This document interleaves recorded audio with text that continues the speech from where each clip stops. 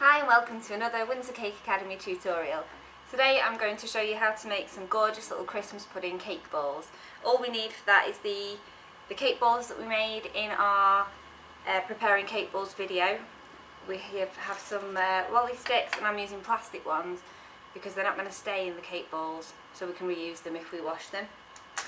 I've cut out some little holly leaves using our Windsor click sticks, and there's another video on how to use the click sticks, so if you're unsure, just pop over and have a look at that one.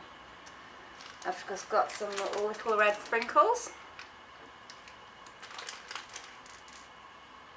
and of course I've got my brown candy covering and some white candy covering just melting away in the pot. So I'm just going to check the consistency. That looks pretty good, but we might want it just a touch runnier. So I've just got some vegetable oil and I'm just going to add just a few drops of that just to thin it out slightly for us and make sure that's really well stirred in. You don't want any oil sort of floating on the surface. Okay, that looks good. So while I'm using this, I'll just keep the white warm and push that to the side for in a moment. Okay, first thing to do, cake balls onto sticks. So all I do is dip a little bit of candy covering onto the end of my cake pop stick and pop that to about 2/3 of the way through the cake ball, and I'll just set those down. We need to make sure that this little chocolate or candy covering collar is completely dry before we get to the next step. So I'm just going to carry on popping all these on the sticks and we'll be back in just a moment. Okay, so now our little collars on our cake balls are completely dry, so we're ready to go into the dipping stage. So all we do is completely submerge the cake pop in the candy coverings. If it's not quite deep enough, just rock it from side to side. Never twist it round, just rock from side to side to make sure it's completely covered. And then we're just going to gently tap off the excess. I tap it all in one direction, and then when I think we're almost there, I turn it completely over and tap everything back in the other direction just to make sure we get a nice even coating. Almost there. So I'm just going to turn that over and tap that excess back in the other direction.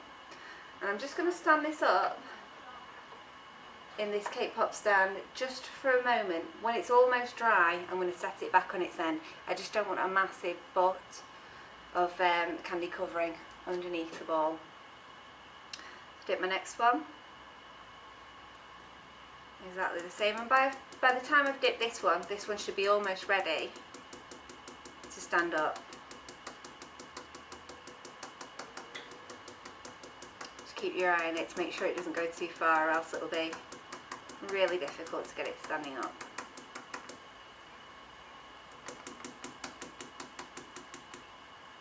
There we go, all done with that one.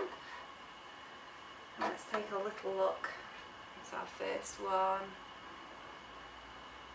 And I'd say that's probably about ready. So we just stand that one up and hold it for a moment just till it settles. There we go. Okay, I'm going to carry on dipping these and I'll see you in just a moment.